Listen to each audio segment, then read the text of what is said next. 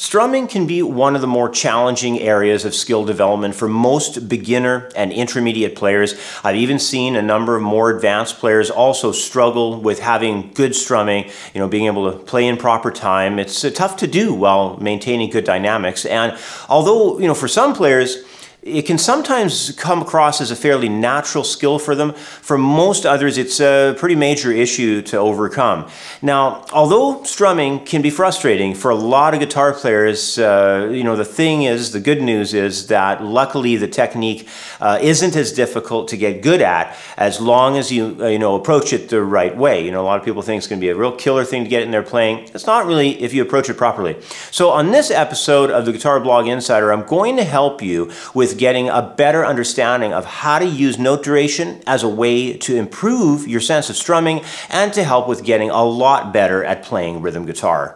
All right, the first area we want to focus on is really locking into the count, locking down on a couple of really basic beat structures. For a lot of musicians, having that ability to know the beat and perfectly exactly track the beat can often, be a pretty serious challenge for them, because all too often most players just don't even consider practicing something like this. It's almost one of those things in music training where it seems too simple to practice, so a lot of people blow it off. It almost just seems too simplistic that guitar players will think, well, why bother even trying it? That's no big deal. But this is a big mistake. I want you to think about something for a second. And I know there's a lot of guitar players out there who play drums, and maybe you've tried to play drums.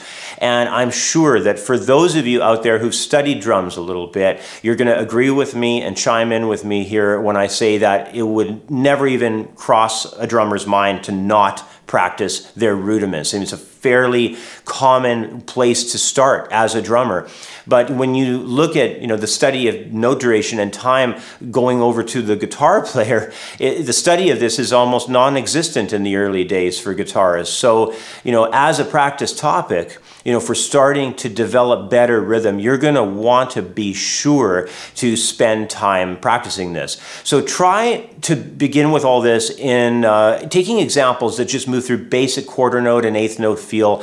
After you practice this for a while, you can move on to more complex durations. But I have an example for you that I want to zoom in on the neck and just demonstrate with you. It's very simple. It's a two-bar phrase, and it just involves quarter notes and eighth notes. Let's try this out. All right, our first idea here is going to work through just quarter notes and eighth notes, and the whole direction with this is to lock down on time, so you really feel your count. Now, I've got a metronome here. I'm going to turn it on. It's at 84 beats per minute. It's not very fast. And what we're going to start off with is, in this example, we've got a measure of quarter notes and a measure of eighth notes. So I'm going to put my pick down for a second, and I'm just going to count this through and clap it so I know where the beat is. I want to lock down on that beat. Here we go. 1, 2, 3, 4. 1, 2, 3, 4, 1 and 2 and 3 and 4 and 1, 2, 3, 4, 1 and 2 and 3 and 4 and. And once you can lock down on that sense of time, then the next thing to do is pick a chord. I'm just going to maybe, for all these examples, I'll just use a D minor chord. So we'll just grab a D minor, and we're going to start thinking about our strumming. So for the quarter notes, it's just going to be down. Then when we get into the eighth notes, we're going to be doing down, up, down, up, down, up, down, up. So on the up beat, so on the and of 1 and the and of 2, etc., I'm strumming upwards. But on the down beat, so the 1, 2, 3, 4, I'm going down with my strumming. So now let's incorporate that D minor chord with this two-bar phrase. Okay, here we go. 2, 3, 4, 1, 2, 3, 4, 1 and 2 and 3 and 4 and 1. Down, down, down, down, up, down, up, down, up, down, up, down. And that's really all there is to it in getting a handle on your quarter notes and your eighth notes. And you just have to make sure you're locked into the timing. Definitely want to use a metronome. That's a huge part of all this. Start with your clapping and counting, and then understand your strumming, and then put it all together. All right, the next phase of things, once you're able to move through quarter notes and understand eighth notes, is to begin learning to miss the beat in time. And that's usually referred to as rests. So, finding the beat in time, looking into it and locking down on it so that the feel of the beat is solid. You know where the count is. That's going to take some practice, but once you have that and once you start to have success there, you're going to want to move onward to paying attention to where the count gets lost. And in counting, you know, we call this area of time the rests. You know, these are the points across the beat where we do not play, and they need to be addressed with just as much scrutiny as when we do play. So in my next example, I have a beat structure that's established. It's another 2-bar phrase. It just includes points within time where you're going to need to be waiting out and not performing an attack. So you're going to want to pay attention to the feel and the count, and keep in mind that clapping and counting in these situations will always play a big role with initial development of gaining a broad-based understanding of the feel of the groove, and that needs to be established first. So let's zoom in on the guitar and check out this beat structure that I have for you that includes rests. In our next example, we're looking at rests, and where we're going to have silence in the measures. Now, I have a rhythm here that's incorporating some eighth rests and some quarter rests mixed in around quarter notes and eighth notes. And what you want to do at first is really analyze what's happening with a beat structure like this, so you know when you're not supposed to play, and you know what the grooves are going to feel like when they all come together. So once again, I'm going to turn my metronome on. I'm going to begin all this by just clapping and counting through the assignment here. So here we go. 1, 2, 3, 4, 1, 2, and 3, and 4, and 1, and 2, 3, 4, and 1, 2, and 3, and 4, and 1, and 2, 3, 4, and 1. All right, so there's the punches. Next, let's take it to the guitar and start determining how this hand is going to operate, where we're going to do our down strums and where we're going to have up strums. So if you wanted to at first, you could just start there. You know, you're going to have this kind of a feel. I'll count it in. 2, 3, 4, down, up, down, up, up, down, up, down, up, down, up, down, up, up, down, up, down, up, down. So you could start with that, and then once you have a good handle on how your strum hand has to operate with the down and up strums, then you can take it into a count. You know, you could count it out like this: 2, 3, 4, 1, 2, and 3, and 4, and 1, and 2, 3, 4, and 1, 2, and 3, and 4, and 1, and 2, 3, 4, and 1. So now we put everything together in our overall feel. The next step is to grab a chord. I'm going to take D minor again. I'm going to play a chord now and get the whole structure of all this put together as a big equation here coming to life. 1, 2, 3, 4, 1, 2, and 3, and 4, and 1, and 2, 3, 4, and 1, 2, and 3, and 4, and 1, and 2, 3, 4, and 1. And that's it. That's how you should really work on your rhythms. You know, take them slowly at first, understand the whole structure, do your clapping and counting, then bring in the effort for the strum hand, and then start understanding how things can link together when you start putting your chords as you know, your fretting positions on the neck, so you have your harmony together. And you know, sometimes what happens with people when they're testing and operating with this stuff as they're practicing is they kind of jump the gun on some of this stuff, and then they have trouble with their rhythms. You know, they can't really put the beat together. It's not accurate. Maybe if they're learning a song, it doesn't sound like the album, and probably they skipped a few steps and jumped over what they needed to get the solid results that they should have. But if you slow things down and you do what I am explaining here, you're going to have a lot greater success. Well, after the feel for quarter and eighth note durations in time has started to become better understood for you, and the ability to perform rests around the beat begins to come under better control, the next step is for you to perfect the feel of the triple meter. And this feel is a bit faster since we are performing 3 notes over the span of just 2. But the triplet, you know, it's not as quick as, let's say, 16th notes or faster durations than that. And plus the ability for most musicians to understand this feel, it tends to come along rather quickly for players because it's the basis of 2 really popular styles. That would be blues and jazz.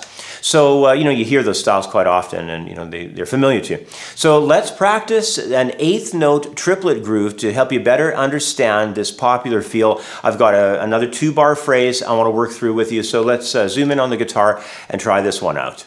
In our next example, we're going to be looking at the eighth note triplet. Now, in an eighth note triplet, what's happening is we have 3 equal attacks over 1 beat. If you put 2 eighth note triplets right next to each other, your strumming is going to be kind of unique. But before we get to strumming, I want to just get you to understand what this sound is like. So here's a count in with no metronome. We're just going to count in and give you a chance to hear what the clapping would be like for a triplet. So 2, 3, 4, 1 and a 2, 3 and a 4, 1 and a 2, 3 and a 4.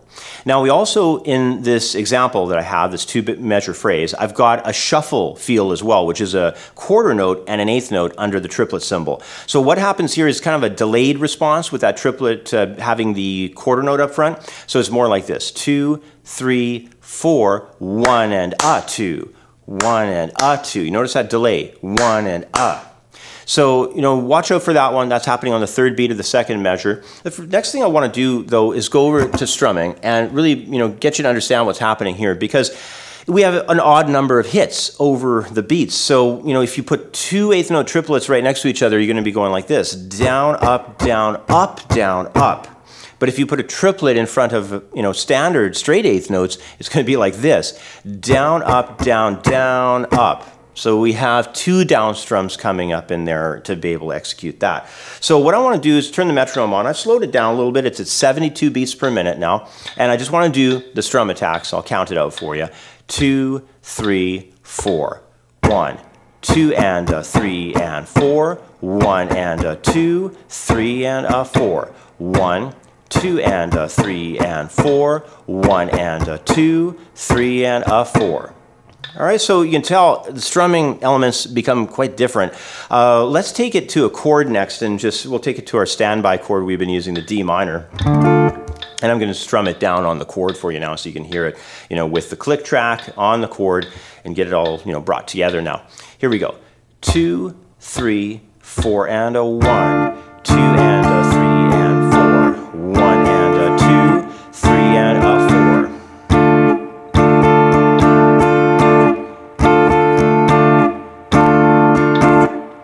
You notice that sort of shuffle effect that happens with the shuffle rhythm. It's a different feel. And if you can develop your triplets to this level where you can play them together with straight time eighth notes and bring in shuffle feels, it's really going to bring your overall level of skill as a rhythm guitarist up to a whole brand new level. Plus, you're going to have a lot more control with your strumming technique overall. This is a real killer one, but if you can develop it and get it into your playing, man, it's going to make a huge difference.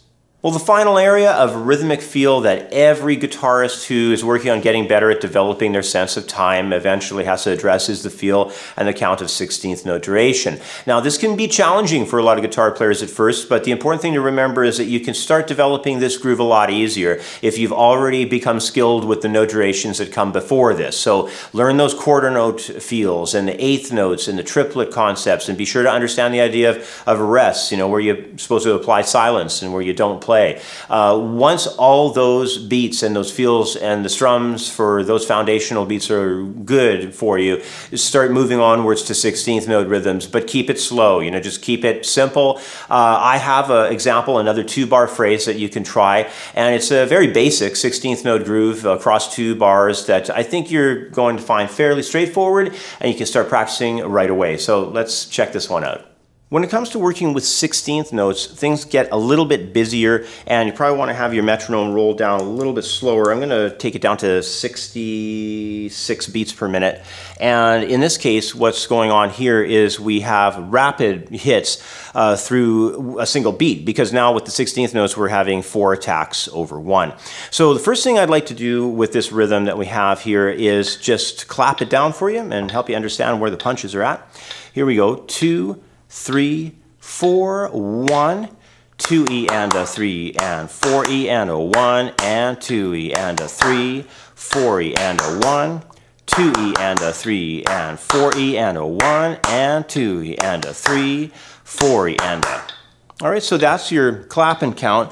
Let's take it to the strum directions now. With this strum approach, we're doing some pretty busy stuff here with the strum hand, so you want to really make sure you can execute it properly. I'll go through it for you so you understand where the strum directions are at. So 2, 3, 4. 1, 2 E and a 3 and 4 E and a 1 and 2 E and a 3, 4 E and a.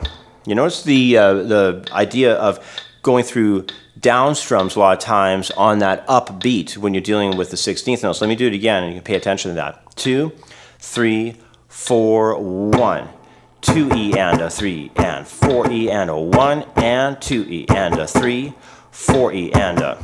It's really prevalent on that last beat, that fourth beat, because we have that 4 E and a. You know, we have the attack of the 8th note and then the 2 16ths with another down and up. If you take that to a chord, our standby chord here today has been the D minor. You can just put it on that chord again and get it all together for you. Here we go. 2 and 3, 4 and 1. 2 E and a 3 and 4 E and a 1 and 2 E and a 3, 4 E and a 1. 2 E and a 3 and 4 E and a 1 and 2 E and a 3, 4 E and a. All right, you can tell with those rests that are mixed in there, there's a couple of different 8th note rests placed in different spots, and mix that in against the different punches that we have on the 16th notes. It can make for a pretty challenging rhythmic groove, but you know, work on exercises like this because they're just fantastic for your strum technique. And then when you get into songs and you experience rhythms in songs, they're going to feel so much easier to play. Well, you know, this general idea of how to go about practicing strumming and rhythm, it's going to really make a big impact in your playing and just a lot better at understanding rhythm guitar and the skills that are involved overall. You know, you're going to obviously need to get some serious work into this to get good at it. You're going to need to dedicate a lot of hours to the practice of rhythm guitar to bring your skills up in that department. And another thing is that the examples I've introduced here in this YouTube video are only just the beginning. You know, on the Creative Guitar Studio website, I've organized a course in the members area that's called Rhythm Guitar, and it's, you know, dedicated to really building your skills. And if you're a member of the website, you'll also have access to the intermediate guitar course, and I highly recommend that program because there's lots of breakdowns in there regarding all of the different rhythm patterns that you can isolate and work on. In the rhythm guitar program that I have, there's lots of isolated MP3s that you would study from as well. So there's lots of detail to doing it in the courses I have. Now, you know, both of these courses offer guitar players an opportunity to become much better at playing in all of these various rhythm durations that I've discussed here, but what's most important is how you spend your time practicing these rhythms. The courses that I've created on the website, they go a lot further by offering a number of really good practice tools that really help you along in this department. And this area, it's so important because, you know, once you have a good feel for rhythm, every other area of your playing also, you know, improves right along with it. Well, I'd like to end the lesson by saying thanks for joining me. If you want to learn more about serious guitar topics like this and what I do as an online guitar teacher, then head over to my website at creativeguitarstudio.com and sign up for your free lifetime membership. When you want more, you can always upgrade that package to either the basic monthly or the premium annual lesson packages and just start studying all the guitar courses and all the material that I've organized for the members of my website. There's loads of stuff on there for you to check out. Even if you just get a free membership, you're going to have 30 free lessons of the Quick Licks series. And I'll tell you, man, that's a great series. There's tons of cool guitar licks and all kinds of scales and styles in there. Also, you know what? I'd be interested to hear your thoughts on all this stuff in the comments section below. If you've enjoyed this video, please give it a thumbs up and subscribe for more. Thanks again, and we'll catch up next week for another episode of the Guitar Blog Insider. Hi everybody, Andrew Wasson here from CreativeGuitarStudio.com. I've been a professional guitarist for over 25 years now, and I've been teaching guitar for even longer than that. But today I want to talk to you about your current situation by discussing the study of guitar and the time that you have available to put into it. If you're like most people, you're working a 9-to-5 job and you're working 8 hours a day, 40 hours a week, that's 160 hours a month. How much free time does that leave you left over to study guitar?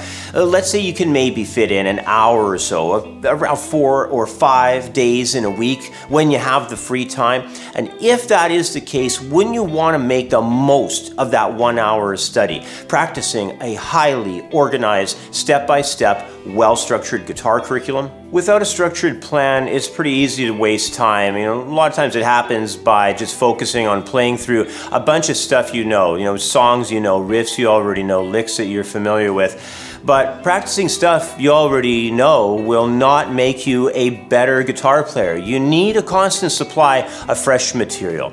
If you practice guitar by just playing stuff you already know, before you realize it, time ticks on, time ticks by, and that valuable period of time that you have every day, it gets lost. If left alone, those hours lost every day turn into lost weeks, lost months, and then eventually lost years of wasted time.